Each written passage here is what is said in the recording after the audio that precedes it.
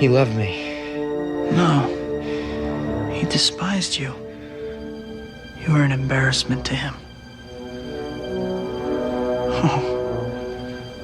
Look at little Goblin Jr. Gonna cry?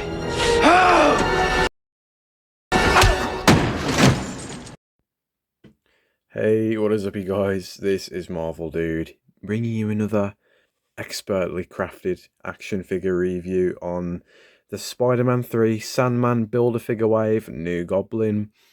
This figure was released in the dark days of Marvel Legends, so you probably know what to expect if you're a Marvel Legends fan.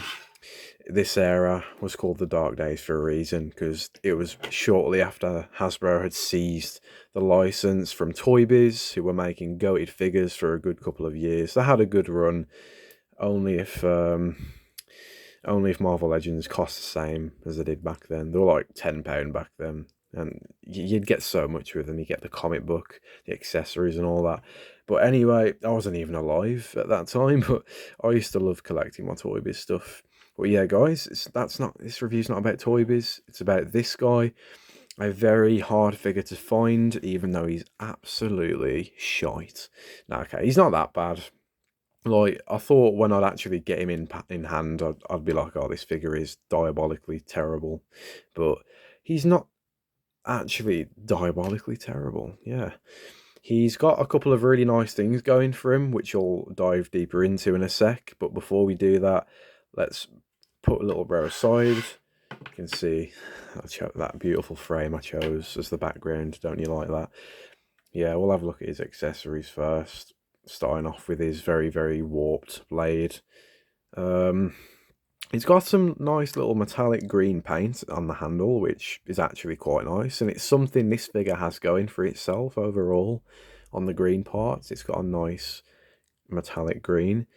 And the blade's quite shiny as well. I think they actually bothered painting it, which is something they don't even do for their modern figures. So there's that. It's got some nice details. I do actually remember it looking exactly like this in the movie. Don't know why, but hey, I'll put a picture on the side there if you want to see what the actual prop looks like. But yeah, man, this is a nice little blade. And it's one of the best things about the figure, really. So there's that. And then next we have the glider. There we go. And it definitely has some nice detail to it, really. Like, you can see all the grips on the glider, or I don't know what that'd actually be there, because his feet go on the fan area, but I think in the film it might be different. I don't really know. But yeah, speaking of the fans, they are painted a slightly shiny green, which is, I guess that's something. I know this figure did get re-released, a part of the Spider-Man Origins series, where he had like more metallic paint on this middle part of the glider. Came with a little pumpkin bomb as well. But yeah, it's fairly soft plastic, I guess. But no, it serves its purpose pretty well. So you've got that. So yeah, there's the glider, and he does fit perfectly onto it. He's got peg holes in the middle of his feet, and you just kind of bam, bam. There you go. You can have that going on. So yeah, now we've taken a look at these, which aside from the BAF piece were his only accessories in that initial release.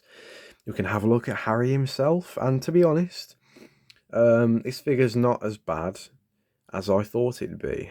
Maybe this review can change your opinions on this guy as well, if you think he's bad or if you think he's alright. I don't think anyone thinks this is a good figure by any means. But yeah, head sculpt is alright though. It's a focus a bit better. Actually, we'll just do it like that. There we go. Yeah, it's definitely got the paint going for it. The paint is actually very nicely applied all throughout this figure. I mean, I don't know if it is like that on every copy of it, but from this one, it's pretty good. The lenses are painted a different green, of course, to make them stand out, and you can see there's like little rivets. Let me use his blade to actually point. It's just easier. You can see like there and there, and on the other side he's got rivets in the lenses, which is a nice detail. This figure is pretty detailed. It's just like, we'll get into the actual real problems that make it a fairly crap figure in a sec. Or a mid, I guess. Overused word in 2025, but you know. Yeah, he's got little details. Whoa, whoa, whoa, what's going on there? So we've got little details on the side, on that side. I guess they're like the ventilation system, maybe, so he can breathe properly. He's got little dots near the nose, so I guess that's also so he can breathe. But yeah, the hair's actually done quite nicely. What kind of ruins this figure in a way is the proportions, if anything. I mean, you can see the head just looks way too small. His torso is just too big for his head. His arms are a bit lanky, you know, they just look a bit off. They're not that muscular. Like, they're a bit skinny considering Harry in this film's fairly built and he's got the suit overlapping it, so it should be quite thick, but his arms are a bit like spindly, more like a Spider-Man kind of build going on here. His hands are just weird. I don't even know what's wrong. I think they're just too long, to be honest.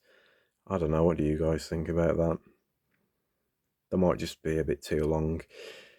But yeah, the hair's painted nicely. It's not got any other paint aside from just the brown in there, but it's sculpted well. If only it was actually proportioned to the rest of the body, it would probably look pretty good.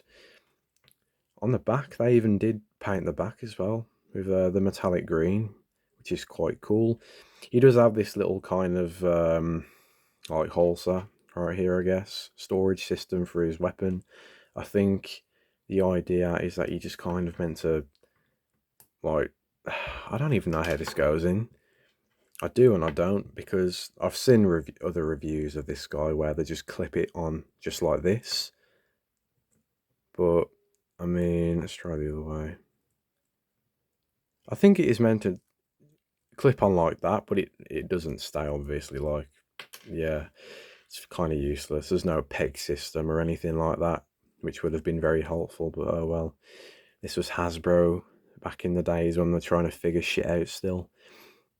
But yeah, like I was saying, the detail on this figure overall, not bad. Genuinely not bad. You can see he's got all of the stitching in his suit right there, or the zippers, I guess, and they're actually done quite nicely. The blades on his right forearm are quite shiny and nice looking as well. Fairly, I think it's a softer plastic, so they won't snap off on you, hopefully. And you can see just all the details on his forearm, like his elbow pads are the metallic green, which is cool. And he's got his what are these called? His brass knuckles or knuckle dusters. They look cool too, and they're painted the same green. So honestly, like, the paint and the detailing on this figure is pretty on point. It looks spot on with the costume in the movie as well. Here we go, I'll do the same thing where I'll put a photo on the left hand side compared to the actual figure right there. So yeah, I mean, you can see he's got his another holster, which is glued on to the leg. So his right leg, you can't really move it outwards, so that's a bit annoying. I don't know why they had to glue it down. I would have been fine if it was just dangling around. Be a bit annoying, but oh well. So yeah, he's got his shin guards down there, which aren't painted, but maybe that's movie accurate. He's got more of like the stitching in the leg, which is cool. His belt's nice, and he's got his straps on the shoulders with the green again. So yeah, pretty decent in terms of detail and paint. Like, it's not bad at all. When you look at him overall, he just looks off. He just looks too spindly, too dangly. Like, you know what I mean. I think it's just the head more than anything. You know, that does throw him off quite a lot. But oh well. Let's do the articulation before this review gets way too long for its own good. So yeah, this is another kind of weak aspect of this figure. So his head side to side, you know, all the way around, but he's got a bit of a hunchback, so, and his neck's he's got like the gamer neck syndrome, kind of like I'm doing right now. Probably what you're doing right now as well. So yeah, a bit useless that is, but oh well. You can't really move up and down. You can tilt up that far. He can't even look straight. It's pretty wild because of the neck, really, and the fact that it is just a basic ball peg in there. It's not like a actual joint. But yeah, can't really move down. Can pivot a little bit, I guess. The shoulders can move up all the way because they're ball jointed, so that's all right. His arms can rotate all the way around. He's got a swivel at the bicep. He's got pretty good, well, very good double jointed elbows, fair enough. And he's got a swivel hinge at the wrists right there. And it's the same on this arm. Diaphragm joint's very shit. Can move side to side, probably all the way around. Yep. Can't move back and forth. It just shifts a little bit. So that's pretty bad. And this leg, like I said, cannot really move outward, but this one can. This is what it would look like. He's got the weird hip. I don't know what the technical term for it is, but to kick it forward, you have to turn it, do that, then swivel the leg like that. Don't know. Maybe it's called like a Y joint or something like that. There's a technical name for it. That's I'm not really remembering right now. But yeah, it doesn't really kick back. Yeah, like I just said, he's got the swivel at the actual ball joint itself. Then he's got a thigh swivel. And then he can bend his knees all the way in. And then this is where it gets kind of crap. You can move his feet slightly up and down. But he's got no ankle pivot. He's got no flipping ankle pivot. And to have him on this, it would be ideal to have a shin swivel and an ankle pivot, but he doesn't have either of them, so that is quite unfortunate. Yeah, this is the dark days of Marvel Legends articulation that you're experiencing right now. So yeah, I mean, altogether, he's not terrible, you know. I thought he'd be just a piece of crap when I initially got him in hand, but no, he's all right. It's just the proportions and the articulation kind of fuck him over a little bit. So let's do, before I end the review, need to squeeze in a couple of size comparisons real quick. So here he is next to Toby, man. Stop, man. Here he is next to the good old superposable Spider-Man. And these two look pretty good next to each other. I mean, this figure does serve its purpose, I guess. Well, it doesn't, because it fills the slot of a new Goblin figure, but we could definitely use an update. And, you know, since he's very hard to find, that would help a lot of people out. So yeah, there he is next to Toby. This is such a good figure. Here he is next to his little 5-inch counterpart from the 5-inch Spider-Man 3 line. That pissed so many collectors off back in the day. Personally, it's very nostalgic for me, and I love it to bits. But yeah, there's them pair next to each other. And it's kind of funny because this guy, while he doesn't have the same level of detail and paint, and I guess articulation, I think he looks more proportionate. I think he just looks better standing there than the 6-inch one. I've actually never compared these two before, but he's got normal hips. These came out around the same time. If not, actually, this one probably came out before this guy. He's got ball jointing hips. He's got regular, well, you know, for the time, regular hips. They can't move out as far, but still, that's pretty good. While he's got giant hands and everything, the head sculpt's more proportionate. It's just, he's still got quite a lot of detail on him as well. Like, I don't know. What do you guys think about that? Oh, stand up, please. There we go. He genuinely looks better, in my opinion.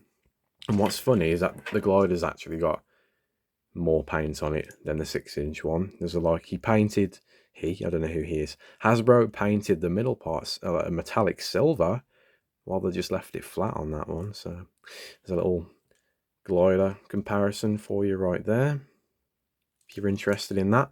But yeah, guys, that will be it for today's review. If you liked it, please smash like and smash subscribe as you do, and I'll catch you in the next video. Bye.